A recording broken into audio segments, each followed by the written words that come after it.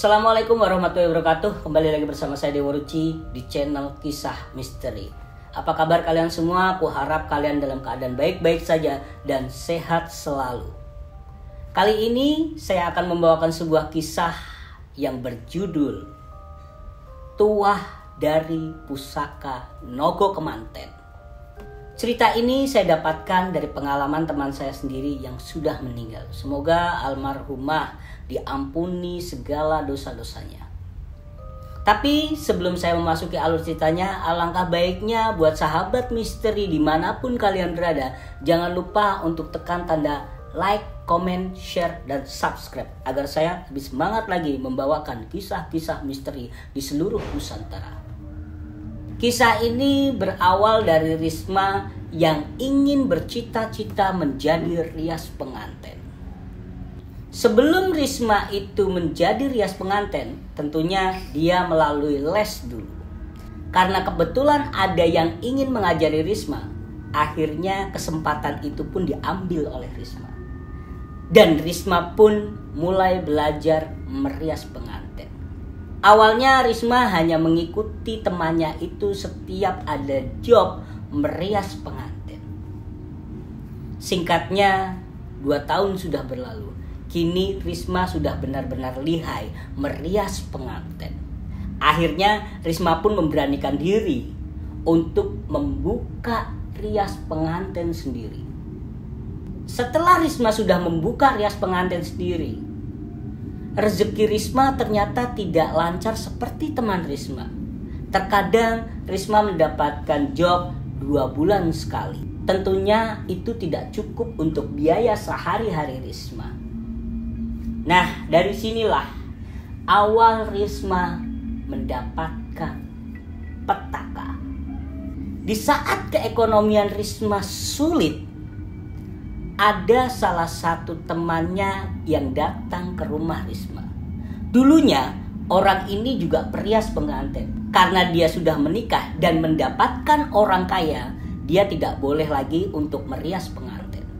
Dari teman Risma inilah Risma mendapatkan solusi-solusi agar rias pengantin Risma laris. Teman Risma ini namanya Dinda. Dinda berkata kepada Risma, "Risma, kamu kok sepi banget jobnya?" Risma pun menjawab, "Iya mbak, gak tahu nih kok saya sepi banget. Kadang 2 bulan dapat, kadang juga 3 bulan dapat. Kalau begitu terus gimana saya bisa dapat duit?" Dinda pun berkata kepada Risma, "Kamu mau tahu gak solusinya gimana?" "Oh, apa tuh mbak kira-kira?" "Dulu saya juga perias pengantin. Tetapi setelah saya ke tempat dukun yang bernama Tejo, akhirnya bisnis rias pengantin saya pun ramai." Risma pun menjawab, "Di mana emang itu Pak Tejo? Boleh dong kapan-kapan saya anterin." "Aduh, kalau mau nganterin saya nggak bisa, soalnya saya sibuk banget. Saya kasih alamat aja gimana? Nggak jauh kok kebetulan dari sini." Risma pun menjawab, "Oke lah mbak, kalau kayak gitu langsung aja kasih alamatnya." Karena usaha Risma rias pengantin ingin ramai, maka Risma pun ingin sekali ke tempat dukun yang bernama Pak Tejo. Keesokan harinya, setelah Risma mendapatkan alamat Pak Tejo, Risma pun bergegas langsung mendatangi ke tempat rumah Pak Tejo. Setelah sesampainya di rumah Pak Tejo, Risma pun mengetok pintu. Dan tak lama kemudian, ada seorang kakek-kakek yang membukakan pintu. Siapa kiranya? "Maaf mbah, apa benar ini rumah Pak Tejo?" "Benar." "Situ siapa?"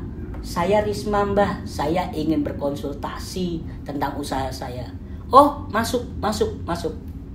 Setelah Risma sudah masuk ke tempat Pak Tejo dan dipersilahkan Pak Tejo untuk duduk, Risma pun mengatakan apa tujuannya datang ke tempat Pak Tejo. Dan Risma pun berkata, "Pak, tujuan saya kesini adalah ingin meminta bantuan Bapak agar rias pengantin saya rame, Pak." Sejenak dukun yang bernama Pak Tejo itu pun terdiam. Dan tak lama kemudian Pak Tejo berkata, "Oh, bisa. Kiranya mau pakai apa? Mau pakai rajahan atau pusaka?" Risma pun berkata, Loh, memang kelebihannya apa Rajahan dan Pusaka?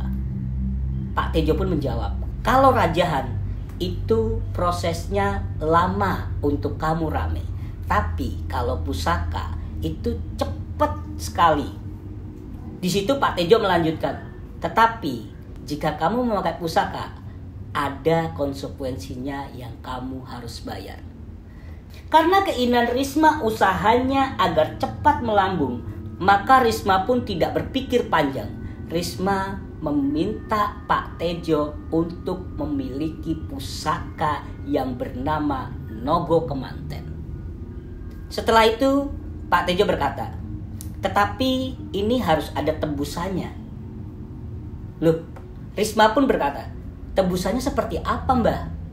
Kamu harus melakukan ritual tidak tidur selama 2 malam. Tetapi tidak hanya tidur 2 malam saja. Di saat kamu melakoni itu, kamu dalam keadaan harus telanjang bulat. Oh, kalau kayak gitu kayaknya aku bisa. Soalnya kan dilakukan di kamar. Iya, benar. Lelakon ini bisa dilakukan di dalam kamar. Akhirnya Risma pun mengambil pusaka itu.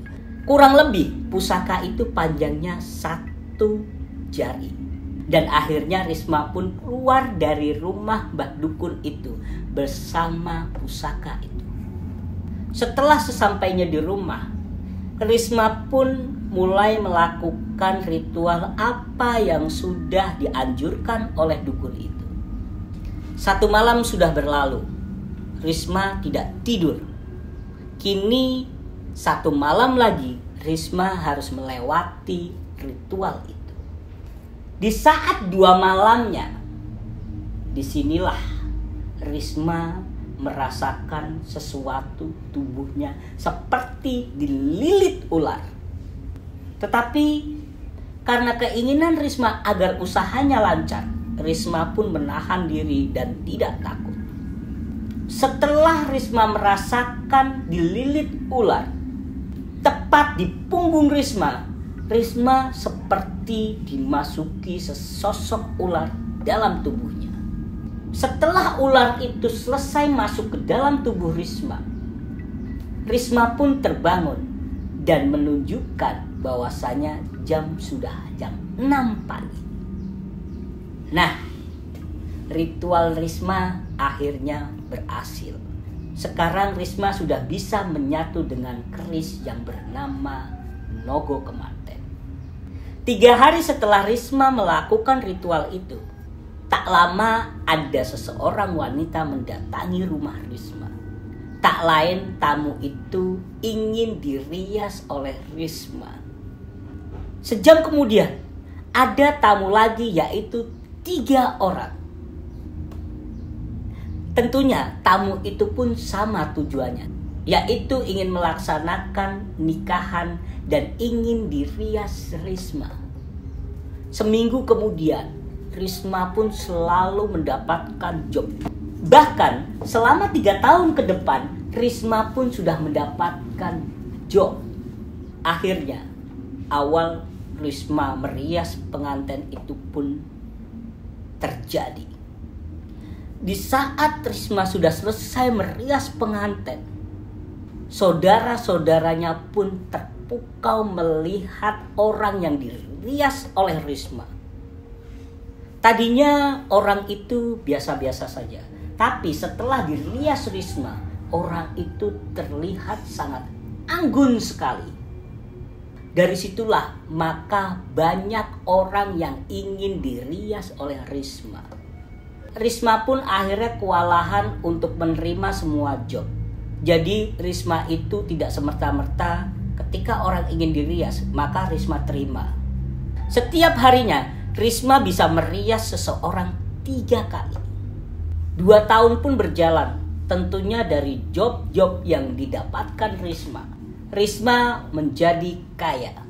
Tidak hanya memiliki bisnis rias pengantin, tetapi Risma juga memiliki salon. Nah, disinilah awal tragedi Risma dimulai.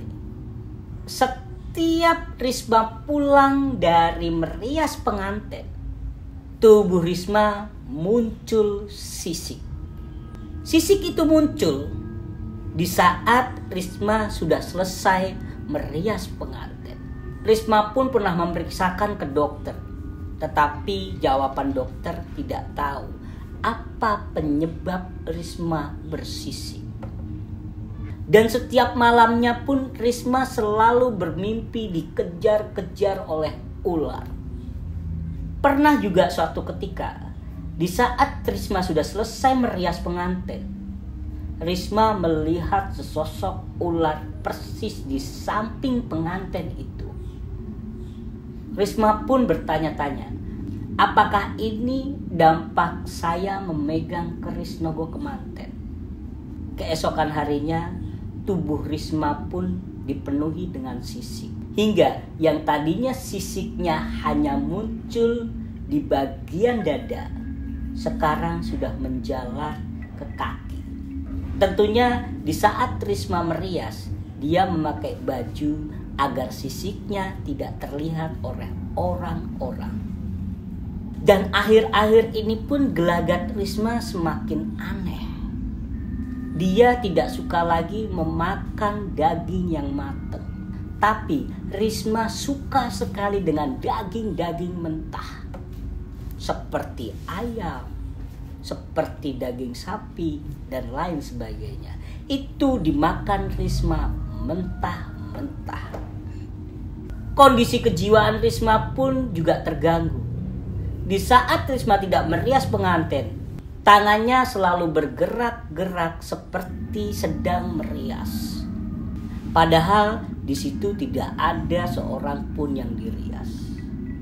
Dan Risma pun seringkali tidak datang ke tempat rias pengantin yang sudah memesan jauh-jauh hari kepada Risma. Akhirnya banyak orang yang kecewa kepada Risma. Itu dilakukan Risma karena Risma benar-benar dalam kondisi yang amat tragis. Sisiknya hampir memenuhi semua organ bagian tubuh Risma.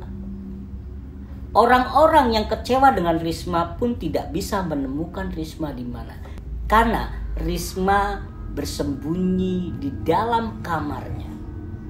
Setiap malamnya Risma pun selalu teriak-teriak. Dia merasakan kesakitan yang amat sakit. Tak jarang juga Risma menggaruk-garuk tubuhnya yang bersisik itu, hingga tangan Risma pun berdarah. Karena di saat sisik keluar, Risma benar-benar kesakitan, dan rasa sakit itu tidak bisa ditahan lagi oleh Risma.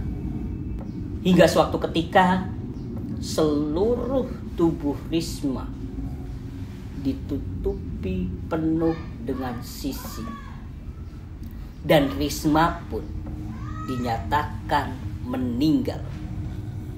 Lebih tragisnya lagi, sepeninggalan Risma itu baru diketahui 1 minggu kemudian.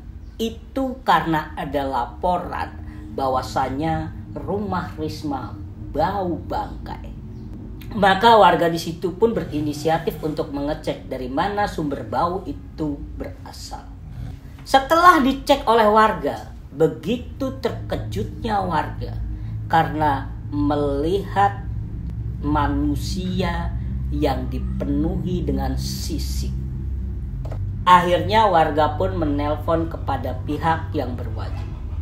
Setelah divisum, dokter pun tidak tahu apa penyebab Risma meninggal.